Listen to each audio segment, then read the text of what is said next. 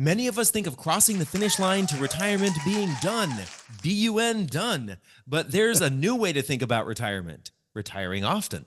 You're listening or watching Queer Money episode number 520. And today we're talking with the author of Fire the Haters and the host of the Retire Often podcast, Jillian Johnsrud, to talk about how to retire often or take a series of successful sabbaticals throughout your entire career. Jillian reached financial independence at age 32 and has since traveled to 27 countries with her husband and 6 kids in tow. So despite the hurdles you think that you have preventing you from retiring once, let alone often, Jillian has probably overcome it. So let's get on with the show.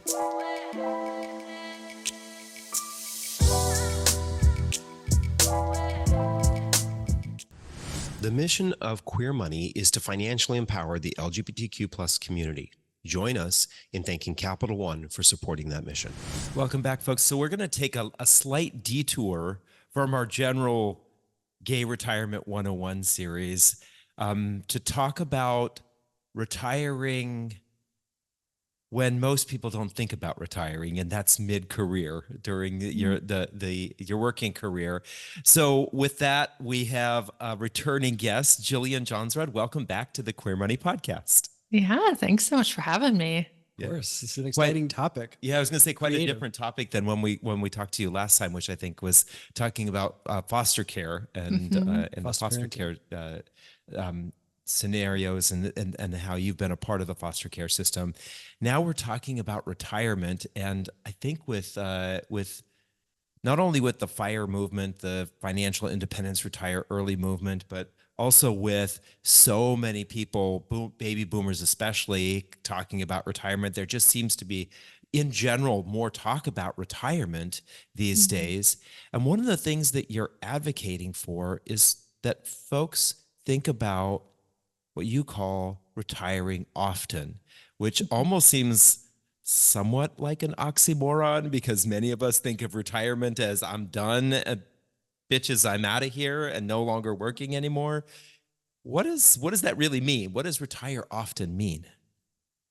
It's the idea that we can take short, purposeful breaks throughout our careers, and we can sprinkle them in so we can kind of lean into those seasons of life, and we don't have to postpone these goals or these dreams or these values until we're 65. They can have a place alongside our career, and still be able to do the things that maybe don't fit into our nights and weekends. Yeah, I think that's the thing, is a lot of us are like, I have no time to do what I want to do. I never have enough time to do what I want, because we're just, it seems like we're all just buried in things that we quote unquote have to do, right? Our life, even though we have all these time savers and we've made all this progress with work and productivity and everything like that, people don't feel like they have any more time than what they did 5, 10, 20, 30 years ago. Yeah. And I think part of that is a literal time crunch, but I think part of it is our emotional energy and our mental bandwidth. Even though we might have time to watch 2 hours of Netflix, we don't have the energy or the emotional bandwidth to write a book or learn guitar or go out and have a dinner party, invite people over. All of those things take energy. And that's one of the great things about a mini retirement is not only do you have the time, but you have that mental bandwidth and you have that emotional energy to kind of go deep into these other parts of your life that matter to you. That's so true. There's so often David and I are like, we're going to be better people in the evening. We're going to achieve some life goals in the evening and stop watching so much TV. But by the time we're done working for the day, the most we can do is maybe mix the martini and then go watch Netflix. Yeah. It's just like, there's just nothing more left in you. And you often, when I think about sabbaticals, I know that they're kind of ubiquitous in various industries, but I more often than not, I think of college professors. And more often than not, you hear about the idea of the college professor taking a sabbatical to go write their book. So what you're saying is that's kind of like the reason to take a sabbatical is to go, one of the reasons maybe, to go achieve that big life dream that you just can't muster the energy for Monday through Friday typically. Yeah, absolutely. So you say that over the past 20 plus years that you have taken I Mhm. think you say almost a dozen or maybe a dozen or Yeah. more mini retirements. So Mhm. share with us what some of those have looked like. Maybe not only what you've done during those breaks, but also what Mhm. your work life looked like during that time period. Yeah, there's a couple ways you can go about getting this time off, and we've kind of done all of them. One is negotiating with your employer to try to get a month or two off and then coming back to that job. You can also take the gaps that naturally occur or can occur between jobs. So whether you leave employment or you get laid off, you could take 3 to 6 months before you go back and do something really cool. Or more extended times. As we got closer to financial independence, we were able to carve out bigger swaths of time. And then when we became self employed, we've now just kind of built it into our schedule Mhm. that we're going to have, these seasons of work and these seasons of rest or other things. So, I always encourage people like, what is the stuff that you struggle to do nights and weekends? For us, it's extended travel with our family, going on road trips in our camper, being gone for months at a time, doing national parks. Um, but it can also be, like you said, things like writing a book or other kind of big goals. One summer, I took the summer off and built a food forest in my backyard, planted like all these trees and all these bushes, and just having that time to kind of focus on these other areas of life. Interesting. A food forest I know. sounds like we need to come visit you in the fall when these trees are all giving off their fruit, right? Or I would love maybe that. Yeah. late summer and or early Mhm. fall. We'll come and do some canning, and I'm assuming you do stuff like that, right? Food prep and I canning, and haven't started canning, but I also have 5 kids. So instead of it buying doesn't snacks, stay I'm around like, long. just go outside, eat stuff. All the neighborhood kids come Go over and they're forage. like, Go there's forage out food there. everywhere. It's just growing places. And they're worse than the birds. They just clear off, all the raspberry bushes. That's That's great. funny. And when I was a kid, my parents had a massive backyard. We had a mass. I don't want to say a massive backyard. We had a massive garden in our backyard. Almost Mhm. every area of our backyard was covered in gardens Mhm. of some sort that was growing food. And I do remember that that was such a wonderful time during the summer and the fall Mhm. when all the produce was coming in, and we just had a lot of fresh, really good fresh food. It's always Yeah. nice to see that dealing with having that work that you've done with your own hands, producing something like that. Mhm. And it sounds like this doesn't have to be something just, we've used write a book a couple times, probably because that's kind of like the industry that we're in. But, if you have that painting you've always wanted to paint or to learn to paint, or you Mhm. could pick up a hobby, or you wanted to learn to cook or go to that like 6 week chef training just so you can up your skills, or there's like a myriad of things it sounds like you can do to use this time in such a way that it provides you high quality life satisfaction, and not Mhm. just be like, oh, I spent the last 6 months Netflixing and chilling. I've actually used this time productively. Or I think something I read about of yours recently. If you've been waiting to launch that business of yours, you can use this Mhm. time to sort of launch that business, because very often when you launch a business, it kind of needs a lot of TLC initially to get things started until you get some momentum going. Yeah, it doesn't have to be recreational. It can be projects. Sometimes people just need to like get caught up on life. They have to like finish the bathroom remodel and declutter and, you know, get the house painted and just getting caught up on things so that when you go back to work, you don't have this overwhelming sense of dread that you Hmm. have like 100 things on your to-do list that are never going to get done. But then there's things that are, kind of other goals or dreams or ambitions, whether, we took 2 mini retirements and bought rental properties. Oh. And so a mini retirement doesn't have to necessarily set you back financially. For us, it massively accelerated our path to financial independence. Um, I started my online kind of content creator life during a mini retirement. It was something I had always thought about, like being a writer, but it felt like something that people who had a lot of money did, not like people who needed a paycheck on Friday, which is how I kind of self-identified. So, it felt a little indulgent to do something that I would love, but having that year off gave me a chance to explore, like, will I get any traction here? Like, do I actually have any potential in this space? Right. Yeah. And I think it's great that you bring that up because we talk a lot with our listeners and viewers about building their wealth pyramid, investing Mhm. in the stock market to generate income, investing in real estate to generate income, and then creating your own small business to do that to generate Mhm. income. And I think the biggest hurdle for a lot of people, aside from the fact that whether or not is this something that actually I can do, is how am I going to find the time to do that? And if you're able to Mhm. negotiate or somehow get yourself a sabbatical or a mini retirement, so to speak, then you can bake in that time to start to build that real estate investing portfolio or to Mhm. start that small business. I love that. That's a great idea.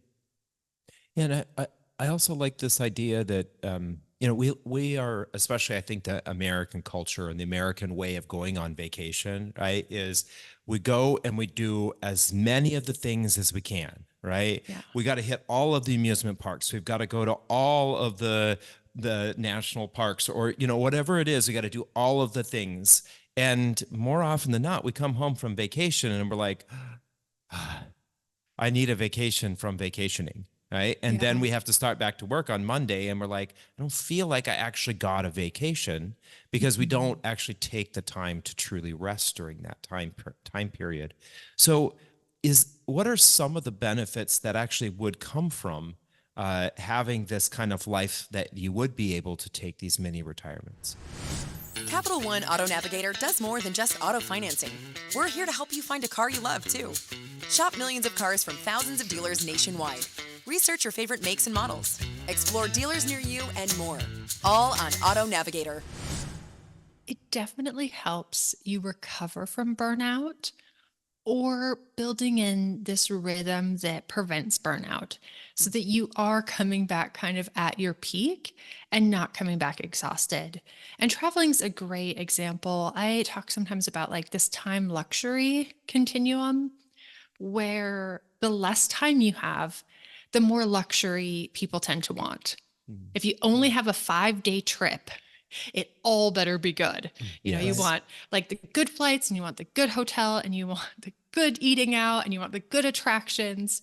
Where if you have more time, maybe you can do a road trip. Maybe you can, you don't have to see 3 super expensive sites a day. You're like, yeah, let's just go to a cafe and let's grab a sandwich and let's go sit in front of the Eiffel Tower and like chill for the afternoon, because you have a month in France. You don't have 5 days in France. Yeah, when we spent 3 months in Spain, that was one of the things that we loved about it was Mhm. that there were several days in a row that we would just go and sit at the coffee shop looking over at the Yeah. Mediterranean. We weren't actually doing anything. Like it wasn't any Mhm. like something you would post on Instagram. We were just chilling, and it was probably one of the most relaxing parts of our life because we knew that we still had 2 months plus to be able to go do all the exciting things and see all the tourist attractions. Mhm. Yeah. And I like this idea that you talk about, that it can potentially help deal with burnout, because I think a Mhm. lot of times folks think that they get to a certain level with burnout and then they want to leave their job. And Yeah. this may actually be a way for folks to not have to leave the job that they maybe once loved or Mhm. could fall back in love with. There's a pathway to potentially resolving some of the burnout issues, especially if we're able to deal with those burnout or issues ourselves, right? If we're not in a toxic environments aside, right? Because you can't necessarily change those. But when it's our own way of working or dealing with work that can cause that burnout, then it gives us that potential to heal and go back to work. Mhm. Are there any cons associated with wanting to take these kinds of mini retirements? There are a number of ways this goes off the rails. I can Um, see. and so I would say there's the biggest ways and then the most common. I would say the biggest ways are when people have put so much of their identity and so much of their self-esteem and value in their work, and they've kind of doubled down on that, and in the process have bankrupted their personal lives. Mm. But they hit this point where either they get laid off or they sell their company or they know they need a break. And it is a hard transition. It is not an easy transition because you're going like 80 miles an hour down the highway and you're just popping that thing in reverse. And and not many people understand how to navigate that transition and how to kind of ease people into that transition. So people get a lot of negative kind of self-talk from it. They Mm-hmm. feel exhausted, they feel depressed, they feel unmotivated, they feel adrift, and they think, well, I just can't function outside of a job. I'm Yeah. just not disciplined outside of a job. I can't provide value to people outside of a job. Like I don't have value outside of a job versus the reality of like this is just something you've never practiced. Most, especially in American culture, the time you went to preschool, all the way through school and college and your career, other people have organized your time for you.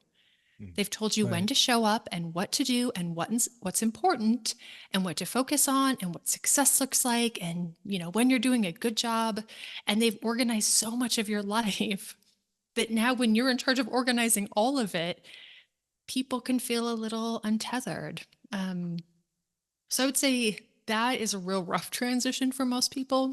Yeah. Um, the most common though is that there's kind of this misconception of as long as I'm not working, I'll be happy. And I think our happiness is one part reducing suffering. So if your job is creating a lot of suffering, getting rid of it will help. But the other part is increasing joy. And they don't really have a plan for how they're going to do that. And they've never really practiced those things. And so they think I'll just get rid of the job and it'll be amazing. Right. And it's okay, but it's not amazing. Yeah. You do hear a lot about retirees. They officially Mhm. retire in their 60s, 70s, and they're bored. They don't know what to do Mhm. with themselves. And very often you're surprised at how quickly they die. And part of it Yeah. you kind of wonder is like maybe you didn't really have a plan. Maybe you didn't have an identity outside of your job. And so now that you had this free Mhm. time, you didn't really know what to do with yourself, or you didn't know who you were. Yeah. And many retirements are kind of the perfect antidote because instead of staring out at 30 years of retirement, you just need to figure out how to plan a good month, how to plan a good 3 months, how to like organize 1 year in a meaningful, enjoyable way. And you get those reps, you get that practice where you invest in your friendships, where you build out hobbies, where you figure out where you want to volunteer, where you grow as a person. It's very common in traditional retirement or long mini retirements for people to kind of unpack some baggage. Their work has been a fantastic distraction, Mm. and I call it like you're running from the avalanche and it's behind you and it's bearing down. And during people's 20s and 30s, they just run faster. They're like, Mm. I will just outrun it. It will either crush you eventually, or at some point you have to stop and you have to deal with it. You have to figure Mhm. out how to navigate this. Um, so I think, all these things, they can be challenges, but I'm kind of of the mindset of like, we need to figure it out eventually. We Mhm. might as well start in small chunks because the only option is you either figure it out or you die at your desk. And so maybe we could just figure it out in little bite-sized pieces. Yeah. So then a mini retirement is really, or retiring often is almost like Mhm. retirement training wheels, Yeah. right? Yeah. It's the practice runs. Yeah. It's interesting. I think that the culture that we live in, um, I hear this voice from both the capitalistic part of our society, but also the anti-capitalistic part of our society, Mhm. that if you're not doing something, if you're not working and you're not producing, we Mhm. carry this level of shame with us, right? Yeah. To be able to say to somebody, because I think that there's kind of if you're working, everybody's like, oh, well, you're doing what society expects of you. Mhm. And if you're not working, either one, you're not doing what society expects of you, or two, you have so much money, you must have done something wrong to have enough money to not Mm. have to be able to work, right? And so we have these Yeah. kind of opposing forces in our world today telling us, that it's shameful for us to want to take time off and actually Mhm. recuperate and recover. And so I think that there's probably this emotional, you talking about the baggage, right? Mhm. This emotional baggage that we have to kind of weed through, especially depending on who we have in our lives, right? Family members, friends who may be upset with us for being able to take time off. Yeah, there's a strong work culture and a strong ideology that work has a certain morality to it, Mhm. and speaks to us as our value as humans. And I always try to encourage people like, your job was not designed for your well being. Yeah. Your job was designed for profit. Your job Mm-hmm. was designed for efficiency. It was designed for productivity. It was designed for output. It was never, when they were crafting your job description and crafting the hours and the responsibilities, they were never like, what would be the best for their well-being? How would this individual thrive the most? You mean What, Henry how Ford should, didn't how, talk about that when he was coming up with the assembly line? no, it was never like what's best for their emotional health and for their physical health. And it was just designed for profit, which is fine. But realizing if they're not responsible for your well-being, you have to be responsible for your well-being, because that wasn't the function of why they created your job, Mhm. was to take care of you as a human. So you've got to create boundaries for yourself and make sure you Mhm. make those boundaries clear to your boss or your employer. Mhm. Yeah, I think that many of us, and I think that I will say that I think that this is what millennials and Gen Z have really done a great job of pushing back on employers and saying, hey, you've gotten enough productivity for a while. We need some mental health uh, Mhm. resiliency here in our jobs, right? We need to be Yeah. able to not come to work stressed out or anxious every day because of the responsibilities that you're putting on us. But I think Mhm. that along with all of that is just this kind of expectation or understanding that we cannot continue to go full speed all the time at work. We have to have some days, some weeks, some months, and maybe even some years where you regress back towards the mean of only giving 100% rather than 105 or 110% every day, every week, every month, every year. Yeah, I kind of compare it to interval training. Sometimes we can sprint and then sometimes we have to walk. But I think in corporate culture, they were like, oh, wait, people can sprint? They're physically capable of sprinting. Let's just have them sprint all the time. Right. Right. Because if you burn out and leave, if they ruin you, that's not their problem. Right. They'll just replace you with someone else Right. who's ready to sprint. And so understanding that we need these rhythms of productivity, but also of rest, and making sure that we build them into our schedule, whether that's negotiating a month off or taking 6 months off between every job. So how do you plan for something like this? Let's I think that probably one of the biggest inhibitors for most folks is the Mhm. financial aspect of it. How do you plan ahead Mhm. financially? You know, I'm gonna, one example you talked about was getting laid off, and I'll go back to Mhm. I look back at it and I think it was a mistake, but maybe it wasn't 100% a mistake. I'm going to give myself a little bit of grace here. But when I got laid off, I Mhm. got 9 months of severance after Yeah. taxes were taken out and everything like that. I really basically had about 5 months of living expenses.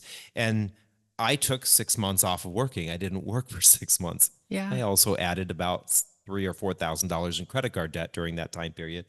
But I was fortunate enough to have that be in that Mhm. kind of situation. But not everybody has that kind of situation where your employer comes to you and says, hey, we're going to be laying you off Mhm. in 18 months, plan ahead financially for Mhm. this, right?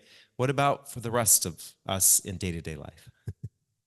Yeah, I think it's about having this vision of this is what my working career is going to look like. And so I'm going to plan ahead in my financial planning. I'm going to be setting aside, just like I'm setting aside a percentage of my income for my long term, I call it like your old age retirement. I'm going to be setting aside another percentage of my income for my mini retirements to in order to be able to retire often. And one of the things that, like I said, we could start a side hustle or invest in real estate. There's things you can do to increase your income potential. But oftentimes, by taking these breaks and then going back into the workforce 6 months or 12 months later, I had one friend I met up with when we were on our last road trip. He left, he took a year off, he came back at 150% of his old salary. His Wow. Oh, wow. sign-on bonus covered 60% of the cost of his year off. Oh. So being strategic about, you know what, I'm probably not going to work at this company for 40 years. How about I plan to job hop every 3 to 5 years, take 6 months in between? It can radically improve your lifetime earning potential.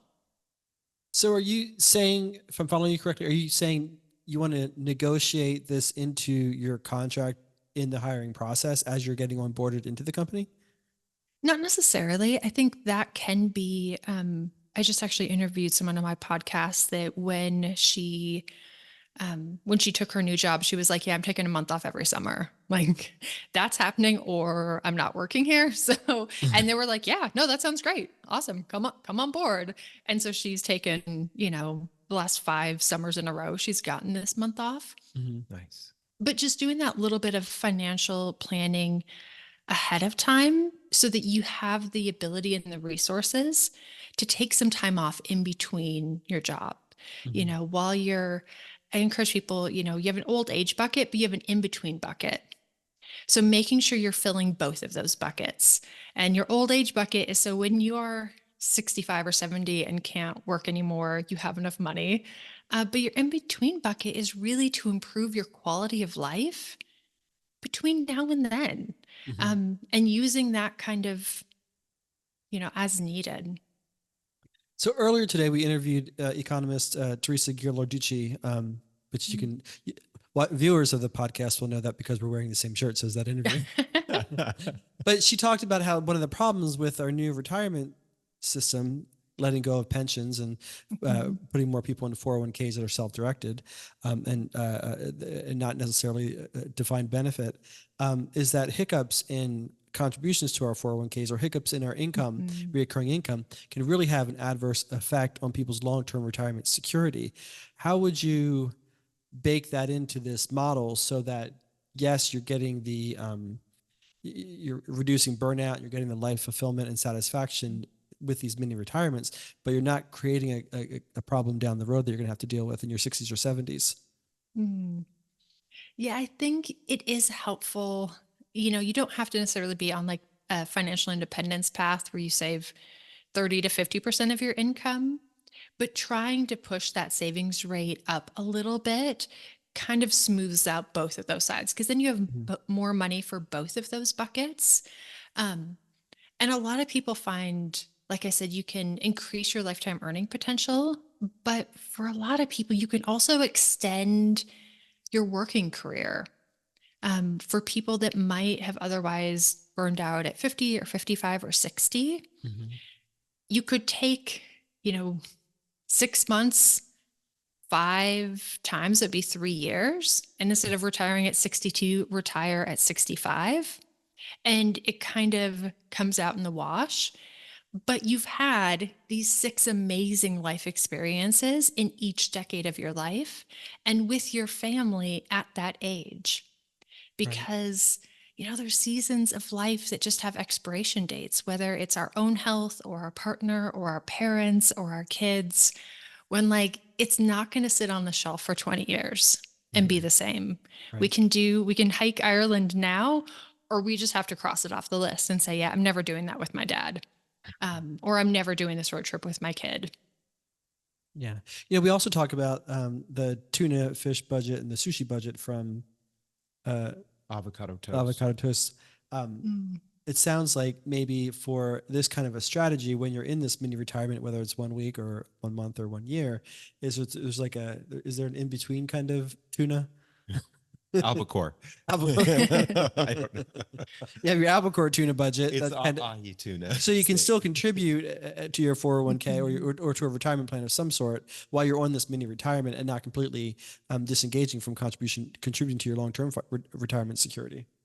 And I also think about what you talked about before about this idea of the less time we have, the more luxury we expect or want. Yeah. And when we have less time and we want more luxury out of the vacation that we're taking, oftentimes that is a trade-off with the luxury costs, right? We want to stay at the nicer hotel that's closer to the beach, drive the convertible versus the compact car, all those different things that get those experiences. So the amount of money that we spend in a short vacation that we do once or twice a year over a 3-year period could really add up and maybe even be more expensive. Is that what you're kind of saying here, is that we could actually end up spending less? Yeah, I find a lot of people kind of whatever their vacation standard is, 1 week of like standard kind of go, full speed ahead at vacation usually ends up being about a month of a slow travel budget. Wow. Okay. Like Interesting. our France example, like to go to France for a week to fly and the tickets and the hotels, you're probably going to spend 3 grand. Mhm. And I know a lot of people who live in France for 3 grand a month. Yeah. Um, and there's a lot of other ways to kind of compensate that. So for us, we rent out our house while we travel. And, we rent it out for $2,400. Our travel costs about $2,400. So whether we're traveling or we're at our house, our cost of living is about the same. Mhm. And so there's a lot of ways that you can kind of supplement, if you want to be traveling, those travel costs in a way that if we were just gone for a week to Paris, we could not rent out our house for, $2,400 for the week. Right. Yeah. Well, that's exactly what we experienced in Sitges, right? Right. We actually paid less in rent in Sitges euros than we would have been able to get anywhere in the United States. And because we weren't doing something amazing and balls to the walls every single day, because we had to just do all the stuff as fast as possible, we could go through it slowly. And we probably didn't spend much more on a month-to-month basis than we do here. Yeah. And I think that when you have the flexibility and the freedom for a longer time period, you can actually look for those sweet spots of when you want to take your vacation that work with your budget, right? So for example, John and I went to Sitges during the shoulder months, right? It wasn't cold, but it also wasn't 90 degrees and laying on the beach when it's crowded. We went when it was 65, 70 degrees. And you get a little bit of those kind of leeways, which actually can bring your costs down, of not having to feel like, okay, I've got to go to Paris somewhere between May 15th and July 23rd, because those are the best months of the best weeks of the year to be there, right? We have a little bit more flexibility, and you can actually explore the city and the place that you want to go to a little bit more in depth. Yeah. Paris has come up a lot today. It makes me want to have wine. Gets cheese. I know. Need a charcuterie board when this is done. So what do you do if you don't want to leave your job? If you don't have, you don't have the kind of traditional break with you're not wanting to leave your job, you're not getting laid off, but you still want to be able to take this time off. How do you kind of have that conversation? How do you get that going? I always encourage people to start by trying to negotiate a month off. And the important thing to remember is that your manager has a lot on their plate.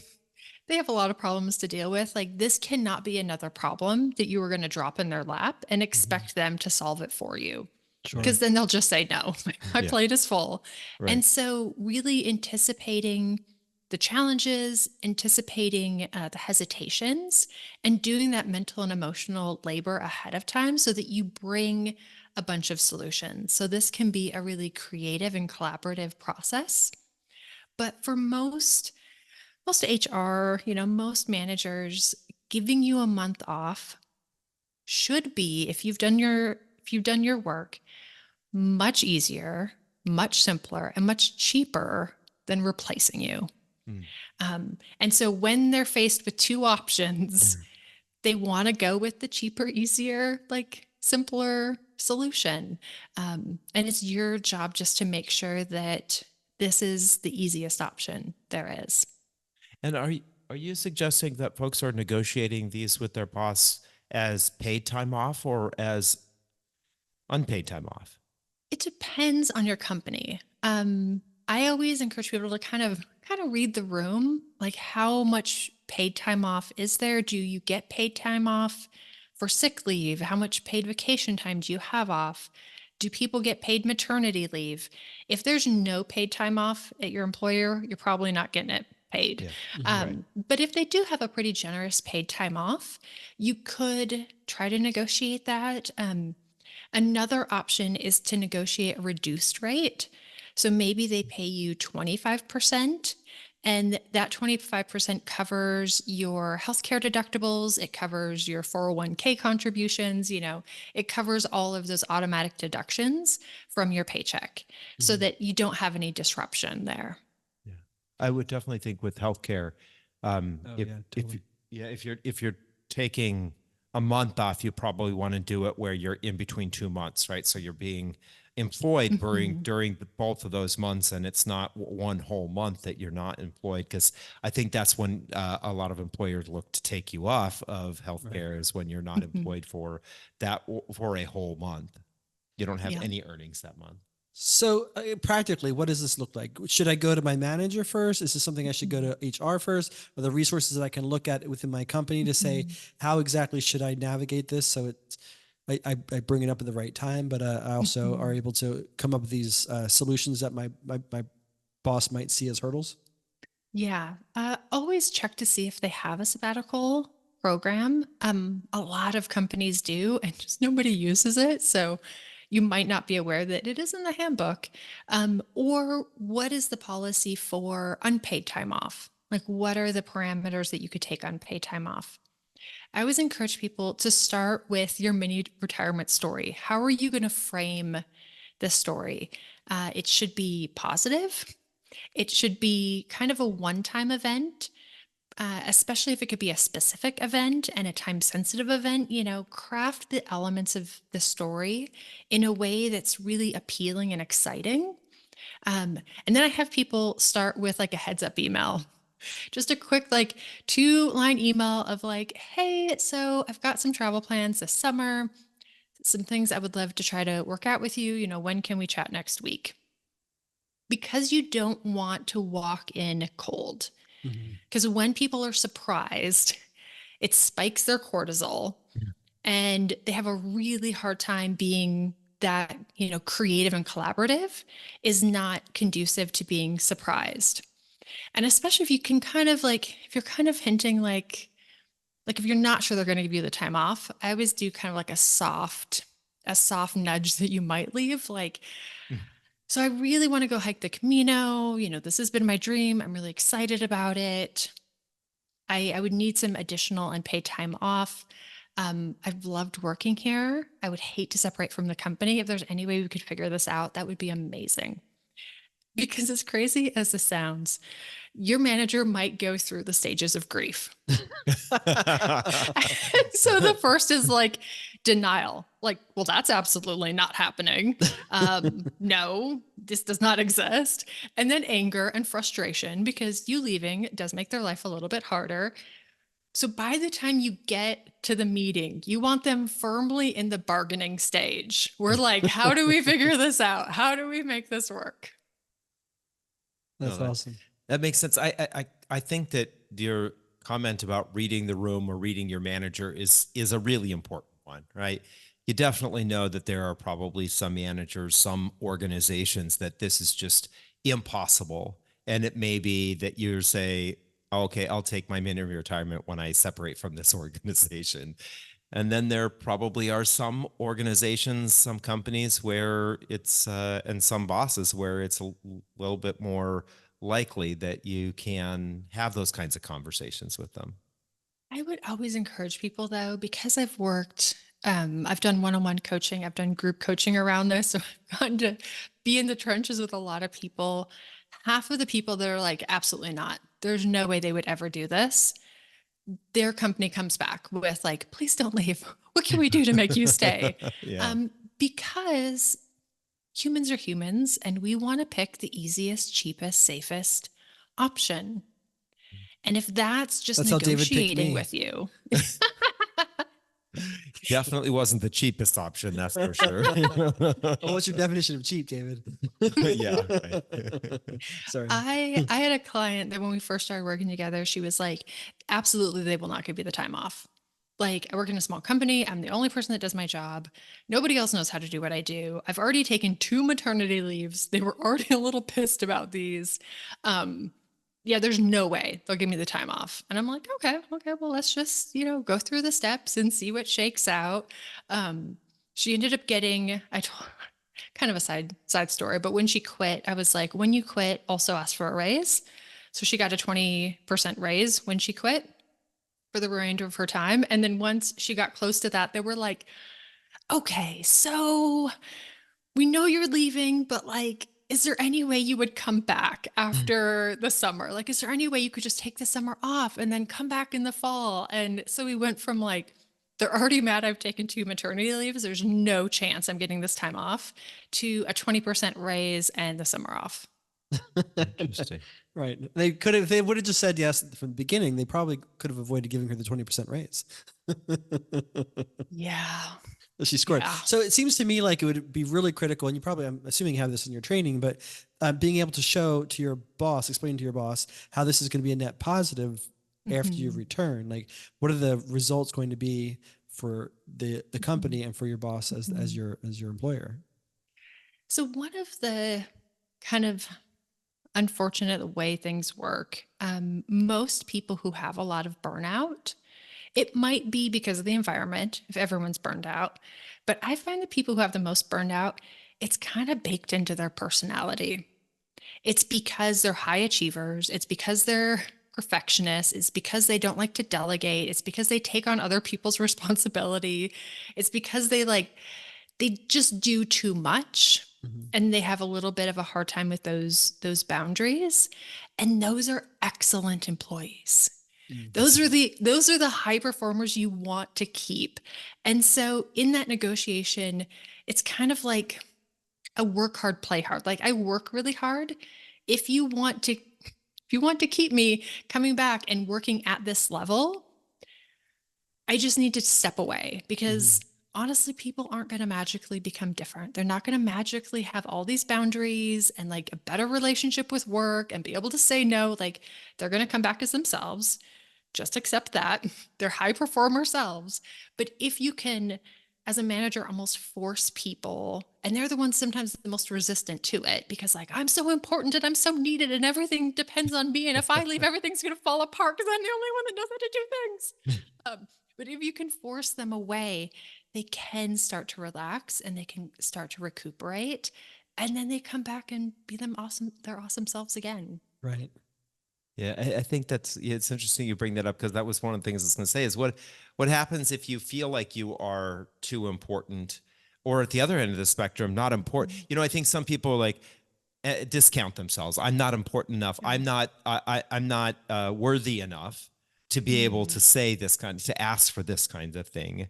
Or the other end of the spectrum, like you said, maybe you feel like you're the whole wheel rather than just a cog in the wheel, right? And that may be a warped view of yourself, but whether or not that's true, how do you deal with the kind of getting yourself mentally prepared to say something like that, to do this? So for the people that are too essential, because I've had a lot of people that come up to me and are like, I'm the only one that does my job. I am the only one that understands my job.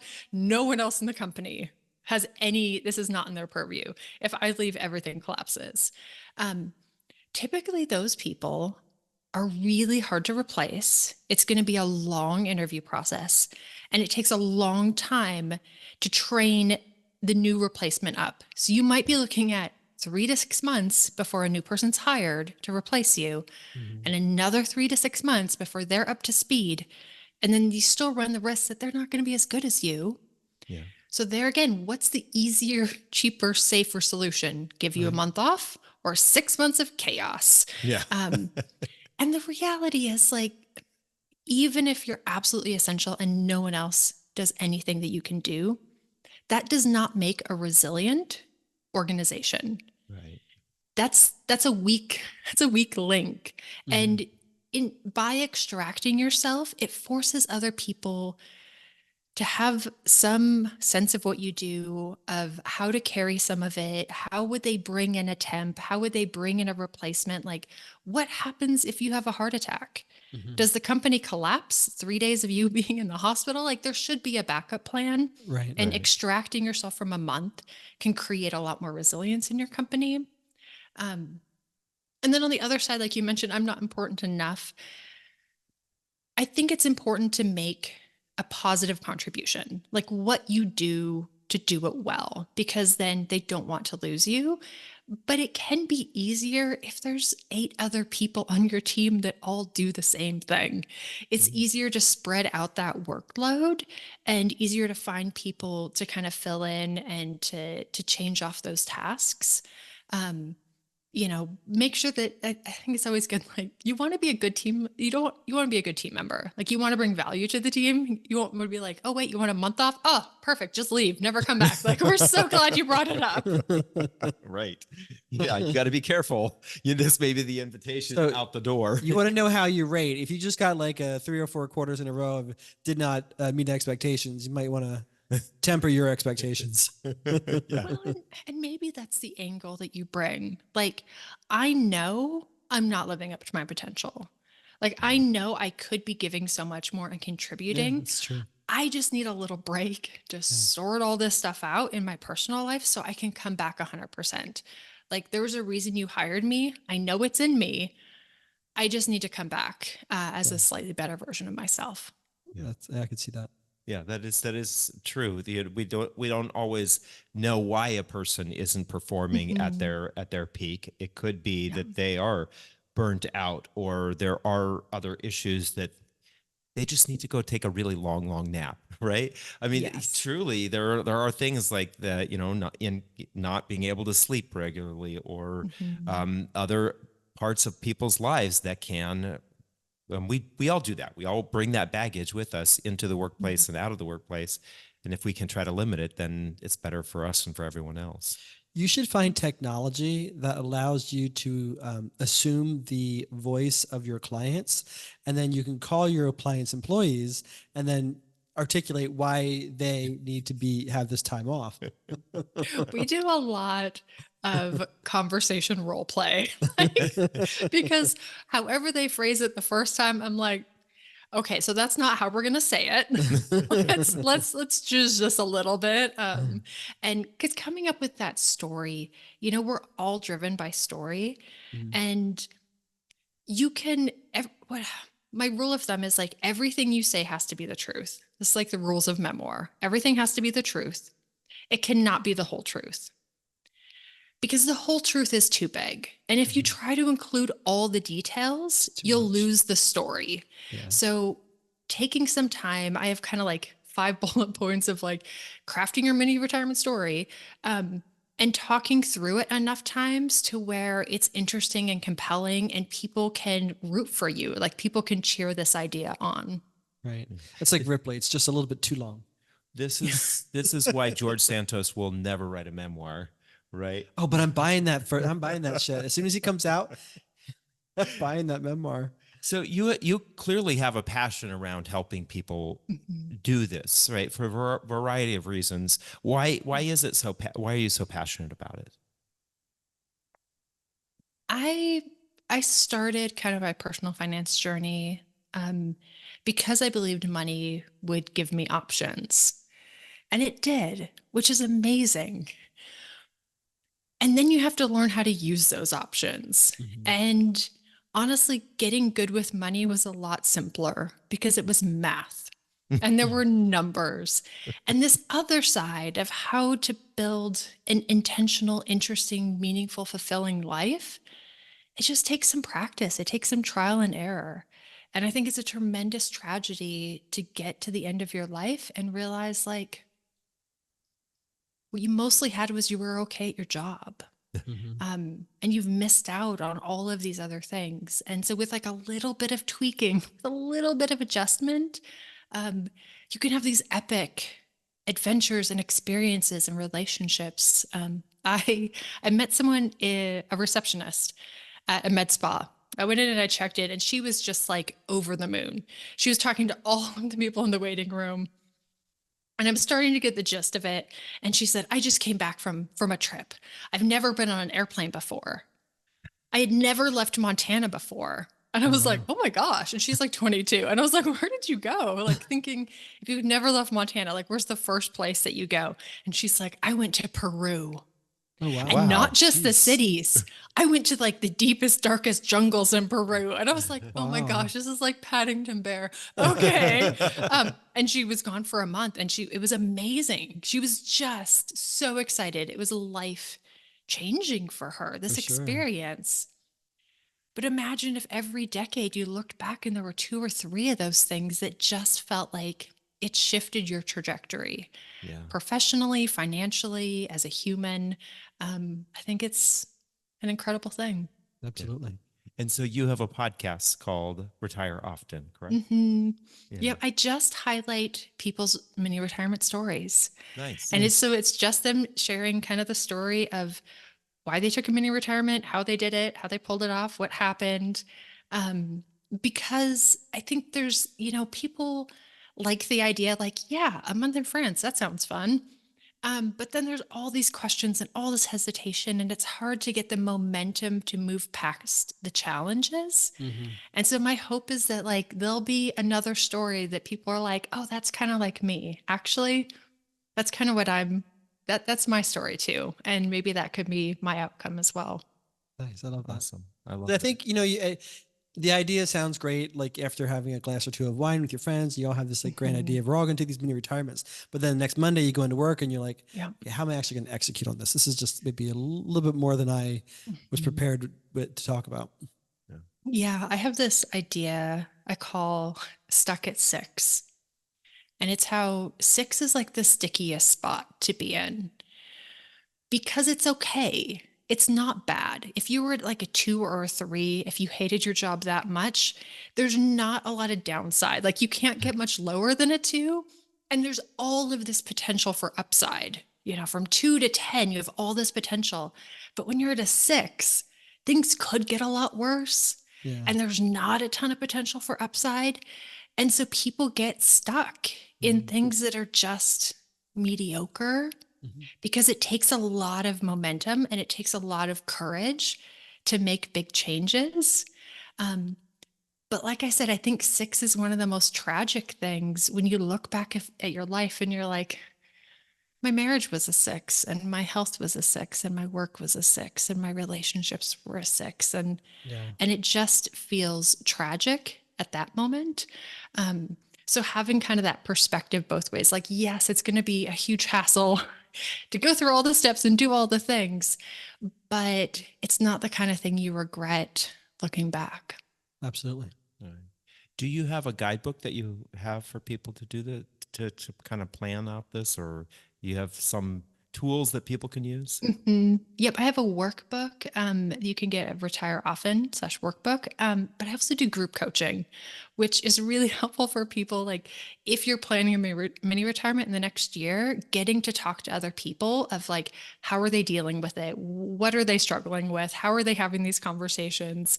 How are they organizing their time? I think whenever you do something really unusual that none of your friends and family have done, and especially if your friends and family are a little critical of the idea, like nobody really gets it, it's Yeah. helpful to have not just the plan and the tools, but a supportive community in your corner.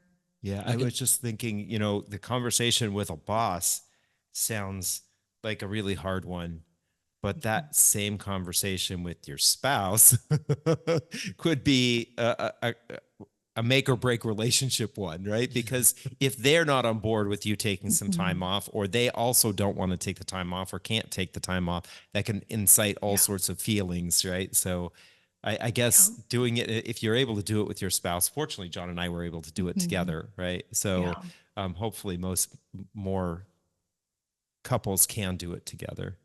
Yeah, there can be a lot of pushback with your coworkers. This is one of the reasons I have people really craft that mini retirement story because you're going to need it a lot. You're going to need it not just for your boss, but for your coworkers, for your parents, for your extended family, for your friends, um, because people tend to project all of their fears, all of their anxieties, everything that they think may or may not be right for them on you. Mhm. So if they don't like the idea of them stepping away from their work for a myriad of reasons, like all of that gets put on you. And if you don't feel 100% confident because you've never done it before, it can be tough to like constantly be having that pushback. Yeah. That's why they can have you as a coach. Yeah. And it's funny you bring that up because I remember when we were talking to John's parents about us going away for 3 months to live in Spain. It was just this foreign idea to them Mhm. of you're going to do what? Yeah. You're going Traveling to live outside in of another Pennsylvania country is for foreign, 3 months? foreign to my mom and dad. Traveling outside Yeah. the country is a whole other story because no place in the world is as safe as the United States. But then staying there for 3 months, I think they thought we might never come back, and I was tempted not to because it's beautiful. Yeah.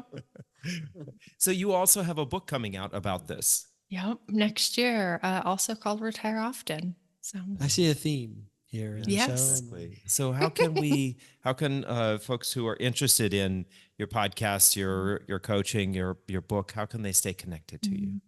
yeah, retireoften.com. You can find all the information along with some free worksheets at /mini or on social media. I'm at Jillian Johnsrud. So, Nice. So we'll definitely link to all that in the show notes. We do have one question we've been asking Yeah. guests recently. With in light of the kind of the overall vibe that we are dealing with in the country, we've been asking folks, what is something that has you feeling really good today or very optimistic? And it can be something very personal to you, or it can be something that is you see in society or in, the people that you work with, whatever the case may be. it's spring here in Montana and everything's starting to wake up. The trees are starting to leaf out in my food forest, like things are blooming. And yeah, when there's so many things that I can't control and so many things kind of out of my purview, knowing that like there are good rhythms. Despite all of the chaos we've created, there are some still good rhythms of things that I can count on. Yeah, I love that. We were walking the dogs earlier today, and I said to David, "It is so green right now." We had a bunch of rain last night or yesterday, and I was like, "Wow, Yeah. so green, everything." Yeah, definitely.